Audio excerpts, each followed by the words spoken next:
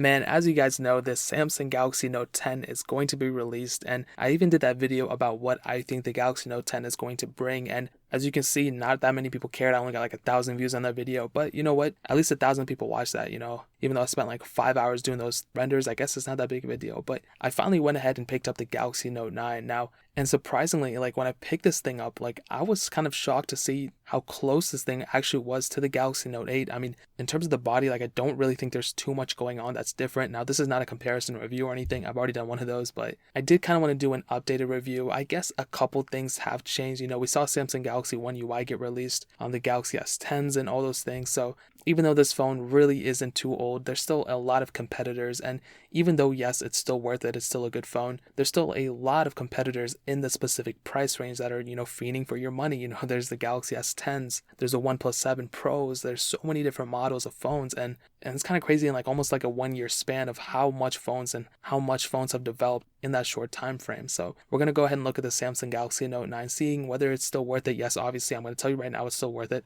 but seeing how it compares in this phone market and also looking at the depreciation of this phone. This phone is not the $1,000 phone as it used to be. I picked mine up for $300 and something, which is so much lower in price than what it was before. So this thing came out in August of 2018, so literally in like 2 weeks it'll turn a year old. So we have that going for it. So in terms of the body, you can see this thing does not look like a cheap device at all. And even though we're still in like the bezel-less trend phase where some phones are becoming bezel-less and others not, this phone will definitely hold the test of time. The Galaxy Note 10 will have smaller bezels on the top and bottom, but it's not going to be like as crazy as you might think. Of course, it might look better, but you also are going to have that hole punch display in the middle. Whereas on this one, on the Note 9, it's just, bezel on a little bit on top and bottom. I really, really like the way this phone looks on the front. Now, you do have a Super AMOLED display on the front. It's 6.4 inches, 1440p. It's an amazing display. I mean, there's really nothing wrong with it. And honestly, when I picked mine up, I got mine used. And usually with every phone that I get that's used, there's a bit of screen burn in. I'm expecting something on it. But this is one of the first phones that I ever picked up that was an AMOLED device that did not have any screen burn in. Now, that could be something to do with the Galaxy Note, and specifically maybe the person I bought it from, maybe they took really good care of it, but that says a lot about this specific device. I don't know, maybe I'm just kind of lucky that I got it one that didn't have screen burn in, but with my Galaxy Note 8 that had screen burn in, the Galaxy Note 5, all the Galaxy S series phones that I've had, all of them have burn in. Go back and watch those videos. You will see some sort of screen burn in on that. With this one, I didn't see it, which is an amazing thing. Looking on the back, we have a dual camera setup and now obviously glass on the back as well. The cameras are very good. I'll get into those in a second, but man, I'll tell you, man, this phone feels such a premium. Like there's so much premiumness going on with this device. It's not even funny. And the awesome thing is this phone not only does it have a USB Type-C port, it still has the headphone jack, which people are saying the Galaxy Note 10 is going to get rid of.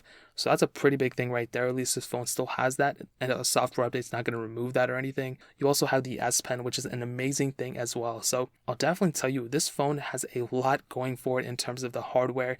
If you go and whip this thing out, it still feels like a very, very premium device. You will not feel like you have a cheap phone at all, which is an amazing thing when you're looking at the longevity of a device. You don't want to go pick up a phone that has, humongous bezels on the front, because it's not going to look good and it's not going to last as long physically and even in terms of the way it looks than something that has less bezels on it. So that's a huge thing to keep in mind. Now, in terms of software, this thing was released with Android 8.1 Oreo, but right now you are able to upgrade it to Android 9.0 Pie, which is on One UI, which is really, really cool. We do have the Android Q betas. We were shortly, hopefully getting the official version very soon. And eventually this phone will get that version as well. But the sad thing is, I think that's where this phone is going to end. Maybe it'll get Android 11. Samsung is in a situation, that we've seen recently. They're trying to go and kind of reinvent themselves a little bit. They don't want to be that phone manufacturer that has like the horrible touch with software, clunkiness in the software and all that. They're just trying to kind of streamline things. And now that Apple's, biggest lead ahead of Android manufacturers is their software updates, most likely I could probably see Samsung maybe even extending the Samsung Galaxy Note 9 an extra year. I've followed Samsung kind of closely. I've owned every single Galaxy S series. Now I've owned every single Galaxy Note phone except the FE. And I can tell you, like, that's very possible. And before it was like cameras had to be better. Before it was like hardware things. Oh, this phone can do this phone can do this. But now, even after OnePlus's keynote of their device, they focus on software. I think Samsung is going to do that too. Maybe the Galaxy Note 9 will last an extra year. But as of right now, it should get one more version of Android and then it'll probably be done. Who knows? So that kind of covers the software aspect of it, and that's probably the most interesting thing in my opinion. In terms of the performance though, like it's exactly how you would expect. This phone is an extremely fast, it's probably one of the fastest devices I've ever owned. I'll tell you the specs, but the specs probably aren't even going to explain it that well. It has an Exynos 9810 octa chipset, but on this variant I have the Qualcomm Snapdragon 845. It has an octa-core CPU, and depending on which variant you get, you can either get the 6 gig of RAM model, which is the 128 gigs, or if you get the 512 gig option, you can have 8 gigs on your device. Now on my device, I have the 128 gig model, so it has 6 gigs of RAM. And what I can tell you, this phone, like it's one of the fastest phones I've ever owned in my life. And I remember saying almost the same exact thing with the Galaxy Note 8. That phone was an extremely fast device as well, and no doubt the Galaxy Note 9 is up there too. Now there's really nothing I can say wrong about it. The phone doesn't heat up at all. It doesn't like really glitch up that much. Like it just is such a smooth device. But one thing I will say, and this might be like a comparison, I didn't really want to go there that well, but one thing I will say is that if Samsung wants to take it the next step, if they want to go and kind of reinvent the wheel and kind of keep continuing on this trend of being like the leader, they will have to put a 90 hertz refresh rate onto their device. If they put that on a device like a Galaxy Note 9, which is an extremely fast device, they would have such a humongous hit on their hands. And in one way, that'll be like, how much better of a phone can you get with the Galaxy Note 9? Like, of course, there's probably faster phones out there, even like if you compare it to like a XS Max, maybe the XS Max is faster, but when you're not comparing it and you're just using the Note 9, obviously it does everything perfectly fine, but you're just kind of wondering to yourself, like, how much better of a phone can we get? Like, what can a device do that the Galaxy Note 9 cannot do? And when I'm running through it and when I'm just opening apps, closing apps, when I'm playing games on it, like, I'm just like, what can we get from a device that we already don't have? And that's kind of the only thing I see Samsung kind of lacking in, is probably their screen refresh rate. I mean, obviously the main leader in that right now is OnePlus, but hopefully with the Galaxy Note 10, and to improve that, the Note 10 will have to have some sort of screen refresh rate. It can't just be like 50% faster, 3 times as fast than the Note 9, because like the Note 9 is already such a fast device, as you can see. How is Samsung going to go and fix this, and how is Samsung going to go and improve this device? They will have to put that refresh rate. If they don't, they will at least be like a year behind in terms of that, because then the Note 10 people are going to say, like, once I pick up the Note 10, I'm going to say that same exact thing. So this phone, it feels like a very fast phone. It's still going to last you a very long time in terms of performance. Like, it's not going to be slow at all. Like, nothing at all makes this device a slow phone. The only thing that might lack on it is the refresh rate, which if competitors start picking it up, that can be a humongous deterrent from, picking up a Galaxy Note line. Because, once I own the OnePlus 7 Pro and when I use my Note 9, that's really the main thing that I noticed the big difference of, is that refresh rate. But in terms of everything else, this phone is an extremely fast device. It literally will last you as long as you want it to. Like, it's not going to be a slow device at all. Now moving on to the camera sensors. So like I said before, it has a dual camera setup on the back, two 12 megapixel sensors. Both sensors have optical image stabilization. The second lens is just that telephoto lens, which allows more, image into a photo. A wider angle lens lets you get more into a photo. Basically, I know I said that twice, but this camera, like I've stated with every other Galaxy Note camera, is like an amazing camera. Like, there's nothing, what can I say to make you guys understand that this is a very good camera? You know what I mean? Like, if you guys can help me try to explain that in the comment section of how I can do a better job at that, let me know. But at this point, I'm just like, cameras are cameras. They're very good. The Galaxy Note 10's camera is going to be better than this, and so on and so forth. It can do everything you want to with it. One slight thing I will say, and I think I should make a separate video talking about this, but I really hope phone manufacturers start focusing on the microphone and the audio quality from these videos, because, for someone like me, I want to be able to sometimes even like record the audio from a phone. I want to record the audio of these videos on a phone sometimes. I know it's not the most personal thing and best thing ever, but sometimes if I'm on the go, I want better audio quality from my device. And that's something with the Note 9 and many other phones, like, they're kind of lacking in. So camera quality, this thing is killer. It's, 4K at 60 frames per second, 1080p at up to 240 frames per second.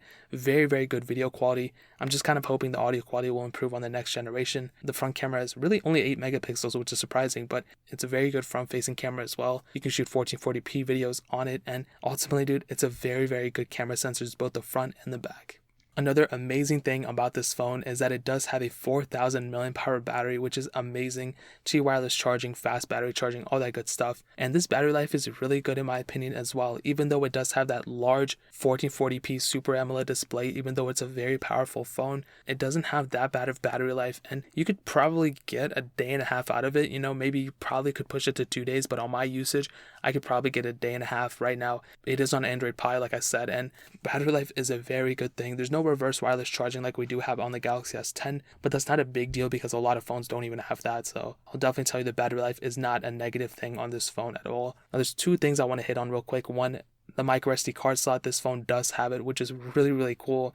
A lot of phones don't offer that. OnePlus 7 Pros don't offer that. So that is something I feel like Samsung is still going to maintain because A, that gives them a huge edge on, other phone manufacturers. This phone has something that other phones don't have. But the second thing is Samsung makes their own micro SD cards, so they make like way more money doing that. So not only does Samsung make money as marketing it a phone that has a micro SD card slot, but also they can sell their own micro SD card slots and make even more money, which is amazing. And the second thing is the S Pen, the Samsung Galaxy Note 9, one of the biggest advantages of the Note 9 devices or the S Pen, and that's a humongous advantage. That's something iPhones don't have now. I don't think they'll ever have them.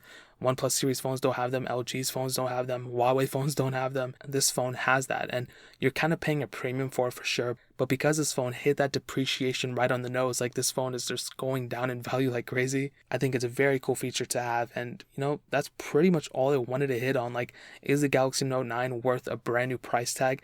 Obviously not. Don't pick up a brand new Galaxy Note 9 since the Galaxy Note 10 is right around the corner. But what I will say is the Galaxy Note 9 in the used market is such a good pickup. You can pick one of these up for less than $400 and you can easily use this thing for a long time. There's probably custom ROMs out for it. I didn't really look for them, to be honest, but I will definitely tell you the Samsung Galaxy Note 9 is definitely worth it in 2019 and is still going to be worth it for much longer after this. It's one of the best feeling phones I've ever had, one of the fastest phones I've ever had, and ultimately, if you're looking for a phone, this is probably one of the best ones that are still on the market. If you want to pick up the Galaxy Note 9, I'll find the cheapest one on Amazon, and it'll be the first link down there. So if you want to help support the channel, you can buy that straight through there, and that'll mean so much. If you guys have any other questions or anything, leave it down in the comment section below. Hit that like button, that'll mean so much, but definitely hit that subscribe button. Every single subscriber that we get really does count, so it'll mean so much if you guys could hit that. Also, check out the other links down in the description as well. My Twitter, my Instagram, my second channel. All those links are linked down below. I would really appreciate if you guys could check it out. But more importantly than everything else, I love every single one of you guys. Hopefully I'll catch you guys in the next video. Peace out till then.